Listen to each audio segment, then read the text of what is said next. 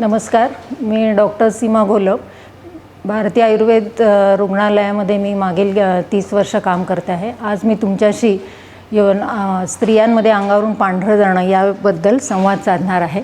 तर स्त्रियांमध्ये अंगावरून पांढरं जाणं ही जी समस्या आहे ती सर्वसाधारणपणे खूप यांच्यामध्ये बघायला मिळते। याची जी कारणं आहेत ती वेगवेगळी कारणं आहेत, पण आज मी तुम्हाला गर्भाशयाच्या ठिकाणी जखम होणे किंवा गर्भाशयाच्या मुखाच्या ठिकाणी सूज येणे यामुळे जो अंगावरून जे पांढरं जातं त्याबद्दल आणि त्याच्या चिकित्सेबद्दल तुमच्याशी मी संवाद साधणार आहे। तर याच्यामध्ये आयुर्वेदामध्ये अंगावरून जे पांढरं जातं त्याच्यासाठी वेगवेगळ्या चिकित्सा सांगितलेल्या आहेत, पण याच्यातील एक महत्त्वाची चिकित्सा जी आहे ती म्हणजे क्षारकर्म। तर हे क्षारकर्म करण्यापूर्वी रुग्णाच्या सर्व तपासण्या करून कुठल्या कॅन्सरसारखा गंभीर आजार नाही आहे हे याचे निदान करून मग याच्यावर चिकित्सा दिली जाते।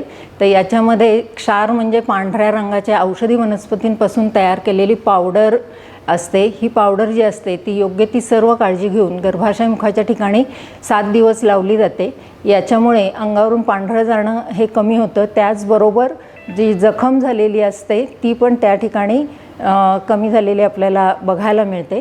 तर या चिकित्सेमुळे जवळजवळ 90% या समस्येपासून उपशम मिळतो। तर ज्या कुणालाही हा त्रास असेल त्यांनी भारतीय आयुर्वेद रुग्णालयाच्यामध्ये संपर्क साधावा आणि या चिकित्सेचा फायदा घ्यावा। धन्यवाद।